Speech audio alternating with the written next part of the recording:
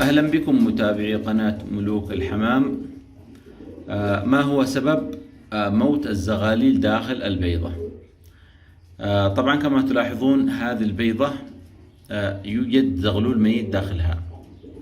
كيف عرفنا؟ طبعا عرفنا أن البيضة كما تلاحظون يوجد داخل البيضة، ركزوا معي، يوجد عروق داخل البيضة. هذا يعني أن الزغلول بدأ يتكون داخل هذه البيضة ولكن مات. ولكن ما هو سبب موت الزغاليل داخل البيض؟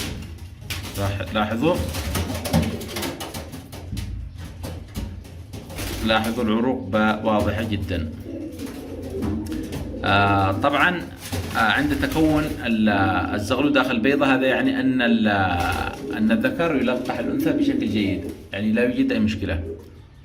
ولكن المشكلة في حضن البيض، سواء كان من الذكر أو من الأنثى. يعني عندما يحضن الحمام البيض هنا توجد المشكلة. فالمشكلة قد تكون بسبب وجود مثلا الفاش أو الحشرات في جسم الطير. وتلاحظ أن الطير يتحرك كثير، يعني الأنثى تتحرك مثلا كثير وهي تحضن البيض، وبسبب هذه الحركة يفسد البيض. هذا سبب من الأسباب. وأيضا يوجد سبب إذا كانت الأنثى في أول عش. الأنثى إذا كانت في أول عش نلاحظ أن عديمة الخبرة لا تستطيع أن تحضن البيض بشكل جيد.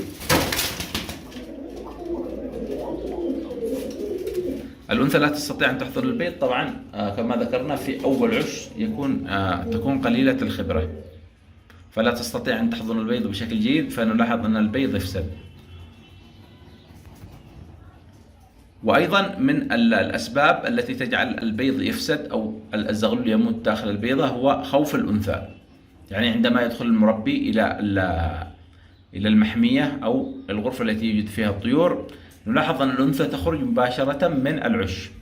عندما يخرج المربي من الغرفة نلاحظ أن الأنثى تعود إلى العش، وهكذا. وعندما يدخل مثلا المربي مرة أخرى نلاحظ أن الأنثى تهرب من العش. وسبب حركة الأنثى كثيرا على البيض بسبب الخوف، حتى عندما تسمع صوت نلاحظ أن الأنثى تخرج من العش. وبسبب حركة الأنثى بسبب الخوف نلاحظ أن البيض يفسد مباشرة. لاحظوا، ركزوا.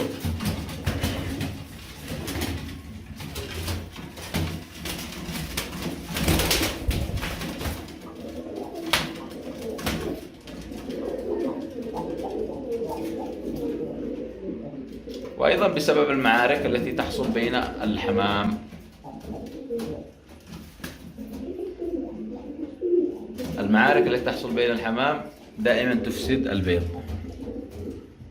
وأيضا المعارك التي تحصل بين الحمام بشكل مستمر تجعل الذكور لا تستطيع أن تلقح الأنثى بشكل جيد، يعني الأنثى تبيض بيض غير مخصب. هذا، ونتمنى لكم الفائدة، وإلى اللقاء في مقطع قادم إن شاء الله.